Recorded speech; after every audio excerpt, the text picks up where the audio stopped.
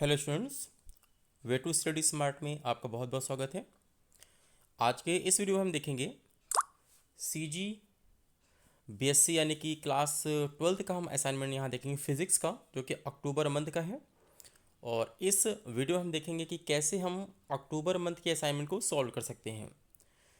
तो आइए देखते हैं। तो देखिए, यहाँ पे सबसे जो पहला क्वेश्चन है फर्स्ट, यहाँ पे इसमें दो पार्ट दिए हुए हैं। पहला कह रहा है कि सिद्ध कीजिए कि क्षण चुंबक और धारावाही प्रणालिका एक जैसे चुंबकीय क्षेत्र उत्पन्न करते हैं।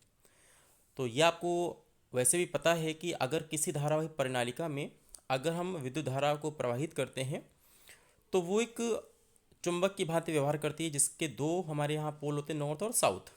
अब उसी तरीके से दंड चुंबक भी होता है, लेकिन इसको प्रूफ कैसे करें? इसके लिए देखिए, यहाँ पे ये प्रूवमेंट आपको मैं यहाँ पे शो कर रहा हूँ। इसमें धारावाही प्रणालिका बनी हुई है जिसका जो सेंटर है वो ओ है, और जो इसका कह सकते हैं कि लेंथ है वो पूरी लेंथ हमारी है 2L के इक्वल में, लेकिन आधी हमको यहाँ पे कंसिडर करनी सेंटर से। तो यहाँ पे मैंने L यहाँ पे ले लिया, जैसा कि हम यहाँ पे दंड चुंबक भी मानते हैं। अब इससे क्या करना है आपको, इस पूरी यानी कि जो लेंथ L है इसमें एक छोटा सा पार्ट dx यहाँ पे कट करना है।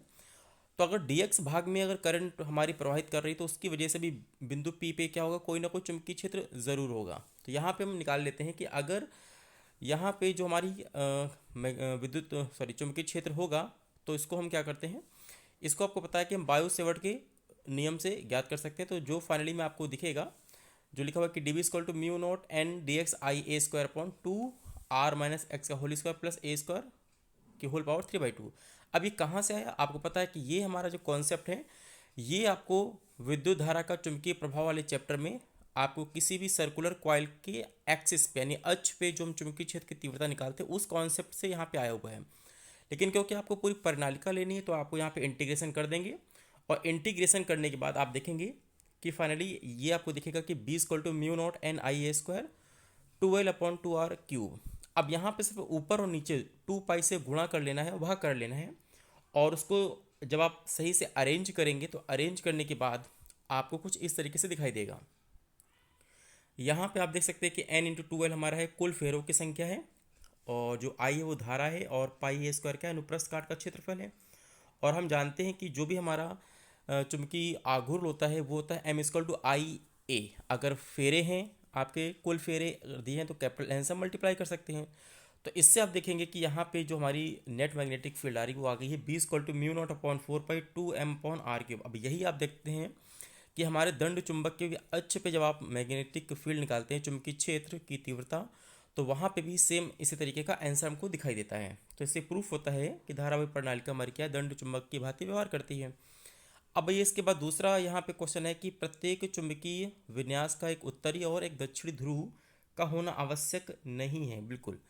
अब आपको पता है कि किसी भी चुंबक में आपको मालूम है दो पोल होते हैं, नॉर्थ और साउथ, लेकिन ये प्रत्येक चुंबकीय विन्यास के लिए सही नहीं है। और इसका सीधा एग्जाम्पल हमारा टोरॉइड, ठीक है, क्योंकि टोरॉइड हमारा एक ऐसा होता है जो कि एक कह सकते हैं वृत्ताकार आकृति का होता है, जिसके कारण क्या होता है, इसका यहाँ पे चुंबकीय विन्यास करना संभव नहीं हो पाता है। तो यहाँ पे आपका सीधा आंसर होगा कि हाँ, प्रत्येक चुंबकीय विन्यास का एक उत्तरी और एक दक्षिणी ध्रुव का होना आवश्यक नहीं है। ये देखिए यहाँ पे डायग्राम यहाँ पे बना हुआ है। अब आइए इसके बाद हम देखते हैं प्रश्न नंबर 2। अब इसमें देखिए क्या कह रहा है कि इसमें कह रहा है कि विद्युत चुंबकीय प्रेरण के लिए लेंज का नियम आपको लिखना है, और बताना कि एक समान चुंबकीय क्षेत्र के लंबवत नियत वेग से गति कर रहे आयताकार लूप में प्रेरित विद्युत वाहक बल का व्यंजक आपको स्थापित करना है। तो अगर हम बात करें लेंज के नियम की, तो आपको मालूम है कि यह जो नियम है वो प्रेरित विद्युत वाहक बल या फिर प्रेरित धारा की दिशा को बताता है। और इस नियम के अनुसार किसी परिपथ में प्रेरित विद्युत वाहक बल या धारा की दिशा इस प्रकार होती है कि उसी कारण का विरोध करती है जिससे क्या होता है, उत्पन्न होती है। यही हमारा लेंज का नियम है, और यह ऊर्जा के संरक्षण पर आधारित है। और इसके लिए देखिए यहाँ डायग्राम बना हुआ है। अब बात करते हैं कैसे हम प्रूफ करेंगे। तो देखिए यहाँ पे साफ साफ दिख रहा है कि एक हमारा चुंबकीय क्षेत्र है, और इसके लंबवत यहाँ पे तल में एक कुंडली रखी हुई है। तो आपको सीधा पता है कि अगर मैं बात करूँगा कि अगर हम फ्लक्स की बात करें, क्योंकि जैसे कुंडली घूमेगी तो कन्फर्म है कि चुंबकीय क्षेत्र परिवर्तन होगा, तो फ्लक्स यहाँ पे हम कैलकुलेट कर सकते हैं। और जो फ्लक्स होता है φ = N/BA cos थीटा। ये थीटा क्या चीज़ है, ओमेगा टी, क्योंकि थीटा हमारा एंगुलर कह सकते हैं डिस्प्लेसमेंट है, और हमारा ओमेगा क्या है, देखिए हमारा यहाँ पे कह सकते हैं कि हमारा उसका वेग एंगुलर वेलोसिटी है। अब इसको यहाँ पे जब डिफ्रेंशिएट करेंगे विद रिस्पेक्ट टू टाइम, तो यहाँ से आप देख सकते हैं equal to n B a sine omega t, यहाँ पे सॉरी यहाँ पे ऐसा ही लिखा है साइन ओमेगा टी है वो, तो इक्वल टू ई नॉट हम कह सकते हैं साइन ओमेगा टी, यही हमारा क्या है एक अभीष्ट यहाँ पे प्रूवमेंट है। फिर हम देखते हैं प्रश्न नंबर 3। अब देखिए इसमें 3 प्रश्न पूछे गए हैं कि पहला कह रहा है कि स्वप्रेरकत्व किसे कहते हैं और स्वप्रेरण गुणांक का मात्रक आपको बताना है, और दूसरा कह रहा है परिनालिका में संचित चुंबकीय ऊर्जा का व्यंजक आपको बताना है किसके पदों में, चुंबकीय क्षेत्र बी, क्षेत्रफल ए तथा लंबाई के पदों में आपको बताना है, और तीसरा क्वेश्चन है कि यह चुंबकीय क्षेत्र तथा संधारित्र में संचित स्थिर वैद्युत ऊर्जा किस रूप में तुलनीय है, यानी कि दोनों की तुलना भी आप करनी है। तो सबसे पहले हम बात करेंगे स्वप्रेरकत्व क्या है। तो यहाँ पे आप देख सकते हैं कि जब किसी कुंडली या परिपथ में बहने वाली धारा में परिवर्तन किया जाता है तब इससे संबद्ध चुंबकीय फ्लक्स में भी परिवर्तन होता है। परिणाम स्वरूप फैराडे के विद्युत चुंबकीय प्रेरण के नियम के अनुसार कुंडली का या परिपथ में एक प्रेरित विद्युत वाहक बल उत्पन्न हो जाता है जो उस परिवर्तन का विरोध करता है जिससे यह उत्पन्न होता है, और इसी घटना को हम क्या कहते हैं, स्वप्रेरकत्व कहते हैं। और इसके बाद यहाँ बात करेंगे कि स्वप्रेरण गुणांक का मात्रक क्या है।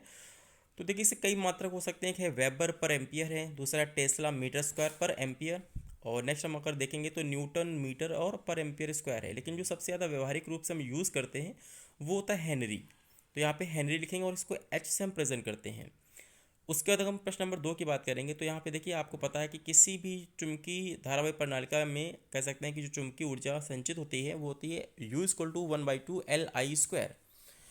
अब यहाँ पे ही हमारा जो L या I है इसको हमको हटा करके B इन सब के पदों में रखना होगा। तो अगर हमको जानते हैं कि प्रणालिका का जो चुंबकीय क्षेत्र होता है वो होता है B equal to mu naught NI, इसी को आप प्रूफ करके देखेंगे। तो L की वैल्यू और I की वैल्यू यहाँ से आप निकालिए और इसको अपने इक्वेशन में पुट कर दीजिए, तो हमारे सामने आएगा कि U equal to 1/2 B square AL upon mu naught. ठीक है, यहाँ पे A और L क्या है उसका आयतन यहाँ पे माना जाएगा। फिर उसके बाद यहाँ पे अगर हम बात करेंगे कि अब यहाँ पे अगर बात करें कि ऊर्जा घनत्व क्या होता है, देखिए ऊर्जा पर यूनिट वॉल्यूम यानी कि ऊर्जा अपॉन आयतन को हम क्या कहते हैं, ऊर्जा घनत्व कहते हैं। तो यहाँ पे आपको संधारित्र की जो ऊर्जा होगी वो होगी 1/2 एप्सिलॉन नॉट ई स्क्वायर, और अगर हम बात करेंगे कि धारावाही प्रणालिका में ऊर्जा तो आप लिखेंगे कि U इक्वल टू या U dash equal to 1/2 B square upon mu naught. तो आप देख सकते हैं कि जो ऊर्जा हमारा घनत्व होता है वो डायरेक्टली प्रोपोर्शनल तीव्रता के स्क्वायर के, अगर विद्युत क्षेत्र की बात करेंगे तो विद्युत क्षेत्र की तीव्रता के स्क्वायर के अनुक्रमानुपाती है, और अगर हम बात करेंगे कि चुंबकीय क्षेत्र के तो चुंबकीय क्षेत्र की तीव्रता के स्क्वायर के अनुक्रमानुपाती होता है। तो ये हमारा यही इसका अभीष्ट तुलनीय होता है या तुलना करने पे हम यहाँ पे पाएंगे। उसका नेक्स्ट में यहाँ क्वेश्चन की बात करेंगे। प्रश्न नंबर 4 में कह रहा है कि केंद्रीय नाभिक के चारों परिक्रमा कर रहे इलेक्ट्रॉन के चुंबकीय द्विध्रुव आघूर्ण का व्यंजक स्थापित करना है, और ये बताना है कि कक्षीय चुंबकीय आघूर्ण और चक्रण चुंबकीय आघूर्ण किसे कहते हैं। तो आइए यहाँ देख लेते हैं कि जब भी यहाँ पे अगर कोई भी इलेक्ट्रॉन किसी नाभिक के चारों घूमता है तो हम जानते हैं कि चुंबकीय आघूर्ण M इक्वल टू था I इंटू ए। अगर एक से ज़्यादा फेर है तो n का मल्टीप्लाई करते हैं, लेकिन फिलहाल यहाँ पे भी केवल एक ही कक्षा की बात कर रहा है, तो यहाँ पे M इक्वल टू आई ए हम यहाँ पे लिखेंगे। अब करंट देखिए कैसे निकालेंगे। करंट आप जानते हैं कि I बराबर Q अपॉन T होता है, यानी कि आवेश अपॉन समय। आवेश का मतलब एक इलेक्ट्रॉन की बात हो रही है, लेकिन समय कहाँ से निकालेंगे, समय इसका आवर्तकाल हम यहाँ से कैलकुलेट करेंगे। तो आवर्तकाल कैसे निकालेंगे, T equal to 2πr upon V।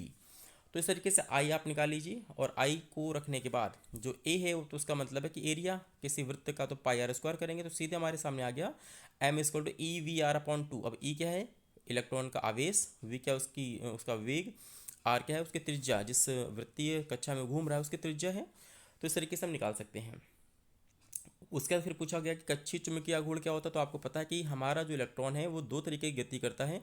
एक तो नाभिक के चारों तरफ क्या होता है, कक्षीय वृत्त में घूमता है, और उसके अलावा जो जब वो अपने उपकोष में होता है तो क्या होता है, चक्रण गति भी करता है, यानी स्पिन मोशन भी करता है। तो दोनों की वजह से क्या होती है कि करंट बनती है, या सिंपल सा कह सकते हैं कि चुंबकीय आघूर्ण यहाँ पे प्रोड्यूस होता है। तो अगर हम बात करेंगे कक्षीय चुंबकीय आघूर्ण, तो आप लिखेंगे जब कोई इलेक्ट्रॉन नाभिक के चारों ओर परिक्रमा करता है तो एक धारा का निर्माण करता है, जिसके कारण उत्पन्न चुंबकीय आघूर्ण को हम क्या कहेंगे, कक्षीय चुंबकीय आघूर्ण। और अगर हम चक्रण की बात करेंगे तो यहाँ पे आप देखेंगे कि जब कोई इलेक्ट्रॉन अपने उपकोष में रहकर चक्रण गति करता है तो उसके द्वारा उत्पन्न चुंबकीय आघूर्ण को चक्रण चुंबकीय आघूर्ण कहेंगे। और लास्ट देखिए यहाँ पे क्वेश्चन लिखा हुआ है कि विषुवत रेखा पर पृथ्वी के चुंबकीय क्षेत्र का परिमाण लगभग आपको दिया है 0.4 गॉस, और आपसे कह रहा है कि पृथ्वी के चुंबक के द्विध्रुव आघूर्ण की गणना कीजिए। तो यहाँ पे आप सीधे देख सकते हैं कि हमारा जो पृथ्वी है इसका जो चुंबक होता है इसके हम निरक्षीय स्थिति में यहाँ पे हमको विषुवत रेखा मिलती है, जिसकी वजह से हम फॉर्मूला लगा सकते हैं B equal to mu naught upon 4πm/r³। अब यहाँ पे बी हमको गिवन है 0.4 गॉस, इसको आप टेस्ला में बदल सकते हैं और सीधे यहाँ पे एम की वैल्यू को कैलकुलेट करेंगे। तो एम की वैल्यू हमारी आ रही कि M equal to 1.05 into 10⁻23 ampere metre square. और अगर हम बात करेंगे सेकंड पार्ट, देखिए आपको एच एक्स यहाँ पे दिया हुआ है क्योंकि क्षैतिज घटक, तो एच एक्स इक्वल टू होता है एच कॉस 60। तो एच यहाँ पे निकालेंगे तो एच एक्स अपॉन कॉस 60, तो सीधे इसको सॉल्व करेंगे तो एच की वैल्यू हमारी आ जाएगी 0.52 गॉस। तो इस तरीके से हमारा अक्टूबर मंथ का ओवरऑल जो फिजिक्स का असाइनमेंट आया था 2021 में, इसका ये पूरा का पूरा सोल्यूशन मैंने आपको एक्सप्लेन करते हुए समझाया हुआ है। तो आई होप आपको ये समझ में ज़रूर आया होगा। तो अगर ये वीडियो आपको अच्छा लगा तो प्लीज़ लाइक ज़रूर करिएगा, और आगे के जो भी असाइनमेंट हैं इसी तरीके से आपको अगर लेने हैं तो आपको प्लीज़ चैनल को सब्सक्राइब करके बेल आइकन ज़रूर ऑन कर दीजिए, जिससे कि आपको अगले हमारे जो असाइनमेंट आने वाले हैं उनका नोटिफिकेशन आपको तुरंत मिल जाए। तो मिलते हैं एक नेक्स्ट वीडियो में, तब तक के लिए बहुत बहुत थैंक यू।